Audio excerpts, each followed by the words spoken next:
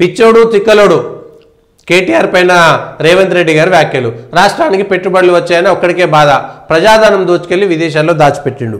కాంగ్రెస్ సర్కార్ వచ్చి ఏడాదైంది. కేసీఆర్ వాళ్ళ కుటుంబం చేసిన అవినీతిని బయటలు చేస్తాము, బయట పెడతాము అని చెప్పినటువంటి పార్టీ మీది. అధికారంలోకి వచ్చింది మీరు విదేశాల్లో దాచిపెడితే ఆ వివరాలను తీసుకొచ్చి ఈడీకి ఎందుకు ఇస్తలేరు, సిబిఐకి ఎందుకు ఇస్తలేరు, విజిలెన్స్కి ఎందుకు ఇస్తలేరు, ఏసీబీకి ఎందుకు ఇస్తలేరు, కోర్టుల్లో ఎందుకు కేసులు పెడతలేరు? ఒక ప్రభుత్వం యొక్క అధినేతగా ఉన్నటువంటి ముఖ్యమంత్రి గారు ఆరోపణ చేశారు, బాగుంది, రాజకీయ ఆరోపణలు ఎన్నైనా చేయొచ్చు.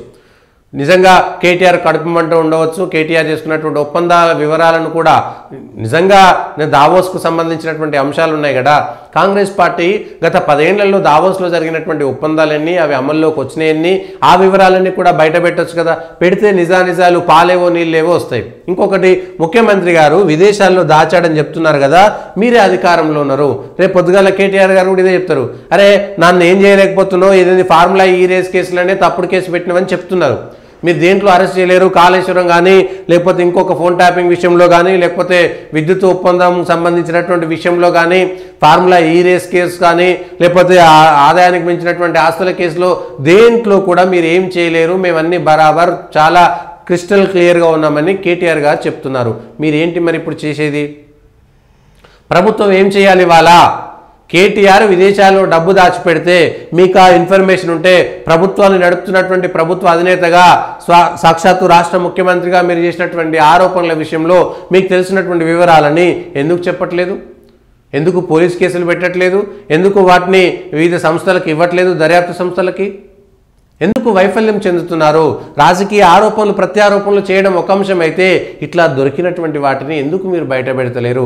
టీఆర్ఎస్ వాళ్ళు చాలా స్పష్టంగా బయట పెట్టారు కదా. సరే, ఫోన్ ట్యాపింగ్ చేసిరా, దొంగతనంగా కెమెరా పెట్టిరా, మీరు పోయేటువంటి అన్ని కదలికలు తెలుసుకున్నారు ఫోన్ ట్యాపింగ్ ద్వారా, మీరు స్టీఫెన్సన్కి డబ్బులు ఇచ్చేటువంటి విషయాలన్నింటినీ కూడా బయట పెట్టారు కదా. మరి మీరు కూడా బయట పెట్టండి, మీకు అవకాశం ఉంది కదా. జన్వాడ ఫామ్ హౌస్ విషయంలో, మిగిలిన విషయంలో ఎన్నో ఆరోపణలు చేశారు కదా, అవన్నీ ఎందుకు పోయినాయి? ఇవాళ ఎందుకు వెనక్కి పోయినాయి? ఎందుకు వెనక్కి తగ్గుతున్నది కాంగ్రెస్ పార్టీ అనేటువంటి విషయాలను కూడా చెప్పాలి. హైదరాబాద్ శివార్లలో 2 ఐటీ పార్కులు, హైటెక్ సిటీ తరహాలో ఏర్పాట్లు. మళ్ళీ దావోస్కు సంబంధించి గత సంవత్సరం 18 ఒప్పందాలు చేస్తే 17 అమల్లోకి వచ్చినాయంట. మంత్రి శ్రీధర్ బాబు గారు చెప్పారు, 10 పరిశ్రమలు 70% పూర్తయినాయి. మరొక 2 ఐటీ పార్కులు ఏర్పాటు చేస్తాం. ఎక్కడ ఏర్పాటు చేస్తారు, ఎప్పుడు ఏర్పాటు చేస్తారు, వాటికి సంబంధించినటువంటి వివరాలు ఏంటి, దానికి ప్రభుత్వం తరపున ఇచ్చేటువంటి రాయితీలు ఎంత, వచ్చేటువంటి కంపెనీలన్నీ, వచ్చేటువంటి ఉద్యోగాలన్నీ, ఇవన్నీ కూడా పెడితే ఇంకా మీ ప్రభుత్వానికే మంచి ఉంటుంది. అవకాశం ఉంది. మీరు పెట్టుబడులు 1,82,000 కోట్లు తెచ్చామని చెప్తే ఆ వివరాలన్నీ మీడియాకి చెప్పేసి ప్రజల్లోకి తీసుకుపోయేటువంటి అవకాశం మీకే ఉంది.